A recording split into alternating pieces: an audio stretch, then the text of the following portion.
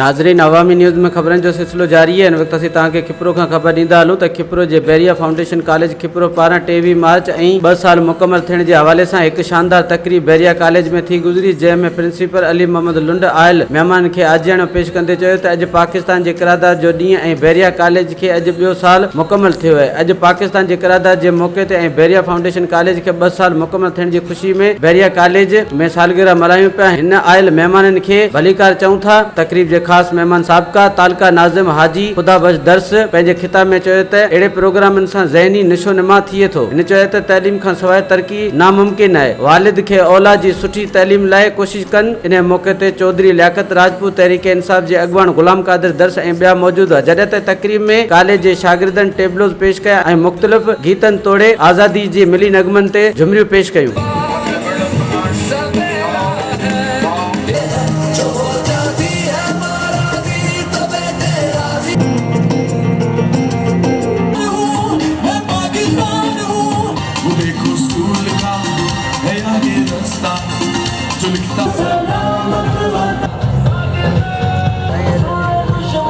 College खिपरो एक सुठी opportunity है हिते जे पब्लिक जे लाइ, छो जो ही अहिड़ो सेंट्रलाइज सिस्टम आहे जेको पाकिस्तान नेवी जे ज़ेर निगरानी ऑपरेट थींदो आहे ऐं सेंट्रली हेड ऑफिस कराची में ऑपरेट थो थिए, जंहिंमें ॿारनि जी खे हिकिड़ी मयारी तालीम ॾिनी वेंदी आहे। ऐं इन जीअं हींअर जेको सो तव्हां ॾिठो त हीअ असांजो जेको प्रोग्राम हुयो इहो हिकिड़ो त 23 मार्च जे हवाले सां बि आहे ऐं ॿियो असांजो जेको सालाना ॾींहुं थींदो आहे ही ॿियो सालाना ॾींहुं हुयो जेको असां अॼु सेलिब्रेट कयो आहे ऐं अल्हम्दुलिल्लाह हिकिड़ो सुठो इवेंट रहियो आहे, जंहिंमें ॿारनि जे पूरे साल जी जेका कारकर्दगी आहे उन ते ॿारनि खे जेको सो इनामात ॾिनासीं ऐं असांजा जेके लोकेलिटी जा जेके मौज़िन आहिनि उहे आया असां वटि, असांजे ॿारनि जी हौसला अफ़ज़ाई कयूं ऐं अल्हम्दुलिल्लाह हिकिड़ो बहितरीनु सुठो इवेंट रहियो आहे। ऐं असांजी इहा ख़्वाहिश आहे त जेको सो इन खिपरो जे लेवल ते अहिड़ा इनिशिएटिव थियनि ऐं ॿारनि जी हौसला अफ़ज़ाई थिए। 23 मार्च ते ॾियारो मल्हाए क़ौमी यज़त जो इज़ारो कयो आहे। असां आवाम खे ॾियारे ते यादि ॾियारियो त असांखे क़ौमी इताद जे धारे में शामिलु थियणु खपे, मुल्क ते जे हर दुखी वक़्त में असीं गॾु हुजूं। बैरिया फाउंडेशन कॉलेज खिपरो कैंपस जी तरफ़ां सेकेंड एनुअल डे जेको मल्हायो पियो वञे उन हवाले सां असीं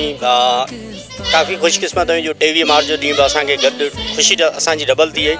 उन अज़ीम याददाश्त 23 मार्च 1940 जी असांखे यादि थी ॾियाराए उन क़ुर्बानी जे नतीजे में जंहिंजे पाकिस्तान जो पहिरियों बुनियादु रखियो वियो ऐं उन सां गॾो गॾु सेकेंड एनुअल फंक्शन जे हवाले सां ॿारनि में जेका सरगर्मी हूंदी आहे, जेका उन्हनि जी परफॉर्मेंस ईंदी आहे, उन्हनि ते उन्हनि खे प्राइज़िस ॾिना वेंदा आहिनि ऐं जेको हीअं तव्हांजे साम्हूं टेबलोज़ पेश कनि था उन में ॿारनि में हिकिड़ो कॉन्फिडेंस वधे थो, मेंटली तौर ते स्ट्रॉन्ग थियनि था ऐं दुनिया जे साम्हूं कंहिं बि फील्ड में पंहिंजो लोहो पाण मञाइण लाइ अहिड़ा प्रोग्राम थियणु लाज़मी आहिनि। ऐं उनखां वॾी असांखे ख़ुशी आहे जो अॼु हिकु अहिड़ो ॾींहुं आहे जंहिं ते असीं क़ौमी यकजहती जो इज़हार करियूं था ऐं इंशाअल्लाह असांखे उमेदु आहे त अहिड़ा प्रोग्राम हर जॻह ते करे ऐं मीडिया जे ताउन सां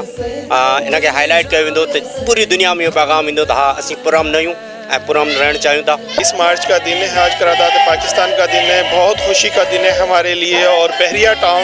फाउंडेशन की तरफ से ये प्रोग्राम मुनक्किद किया गया है। स्टूडेंट्स अपनी परफॉर्मेंस दिखा रहे हैं और बेहद खुशी है, बहुत अच्छा प्रोग्राम है। ऐसे प्रोग्राम होने चाहिए, हमें बहुत खुशी हो रही है खिपरो के अंदर ऐसा प्रोग्राम तमामु ज़बरदस्त। मूंखे एॾी ख़ुशी थी आहे अॼु हिननि जेको प्रोग्राम कयो आहे, मां सम्झां थो खिपरे में पहिरीं दफ़ा बैरिया वारनि जेको आहे इहो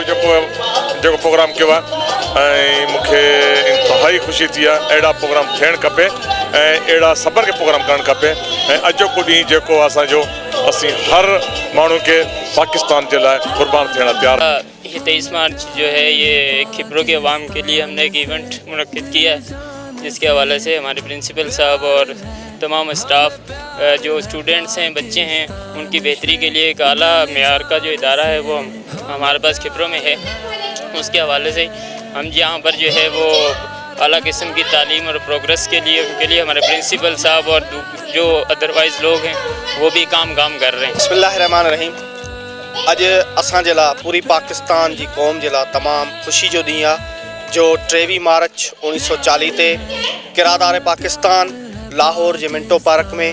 3 ॾींहंनि जी हिकिड़ी all India Muslim League conference कोठाई वई हुई ऐं उन 3 ॾींहंनि जी कॉन्फ्रेंस में जेको आहे पाकिस्तान जो अॼोको जेको ॾींहुं आहे उहो ख़ुशी जो अहिड़ो वॾो ॾियारो असांखे उन ॾींहुं मिलियो ऐं हीअ पाकिस्तान जे लाइ वॾो एज़ाज़ जी ॻाल्हि आहे, पाकिस्तान जे लाइ वरी ख़ुशी जी ॻाल्हि आहे। असां पाकिस्तानी आहियूं, पाकिस्तान सां मुहबत करियूं था ऐं इंशा अल्लाह ताला असांजो जीअण ऐं मरण असांजे प्यारे पाकिस्तान सां आहे, पाक आर्मी सां गॾु आहे। ऐं असां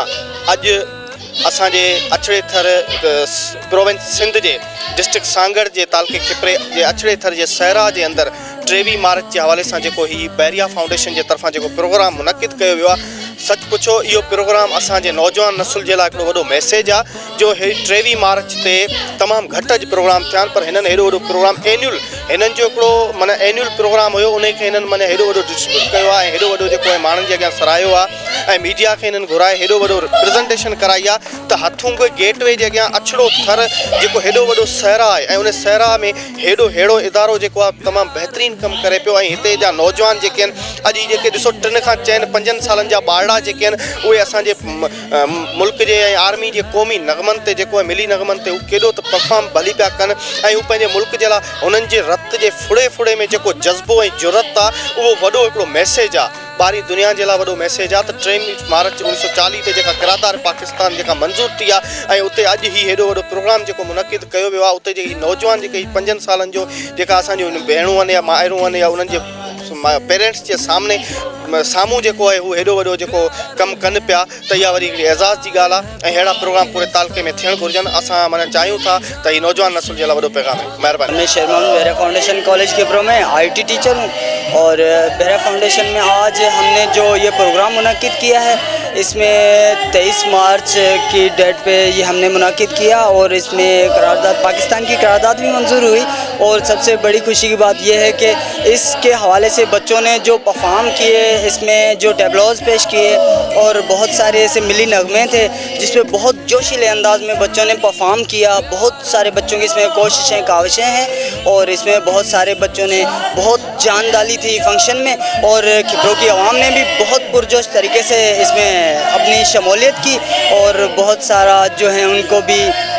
तकरीबन इनकरेज करने से हमें बहुत खुशी हुई और हम इनके तहे दिल से शुक्रगुजार हैं। खिपरो जो शागिर्द आहियां, अॼु असां 23 मार्च जे हिसाब सां प्रोग्राम रखियो, अॼु असीं टेबलो मूं कयो, उन मूंखे ॾाढो मज़ो आयो ऐं असांखे पंहिंजे मुल्क खां प्यार आहे ऐं असांजे फ़ौजनि खां प्यार आहे। असीं अहिड़ा प्रोग्राम ॾिसण लाइ चाहियूं था ऐं हिस्सा वठण लाइ चाहियूं था। असांखे अॼु ॾाढो मज़ो आयो बेरिया कॉलेज खिपरो में। हमें बहुत खुशी है, मैं बेहरा फाउंडेशन कॉलेज में पढ़ता हूँ। फंक्शन बहुत अच्छा चल रहा है और मैंने भी हिस्सा लिया, भरपूर हिस्सा लिया और इंशाल्लाह हमारे यही फंक्शन असां माण्हुनि खे मैसेज ॾियणु चाहियूं था। ज़बरदस्त हो इहो सॼो जेको असां फंक्शन जो टेबलो माशाल्लाह ज़बरदस्त हुआ ऐं असां हिते तमामु एक्साइटिंग फील कर रहे आहियूं छो त असांजो अॼु जेको हाउस हो हाउस ते असीं खटे वियासीं ऑल ओवर चैंपियनशिप असांजी हुई। आज हमने आर्मी की ड्रेस पहनी, हमें बहुत अच्छा लगा और हमने कभी हम परचम में लिपटेंगे उसमें हमने परफॉर्मेंस की और हमें बहुत अच्छा लगा। माशाल्लाह ॾाढो सुठो लॻणु अचे, माण्हुनि खे पसंदि अची वेंदो त 23 मार्च ते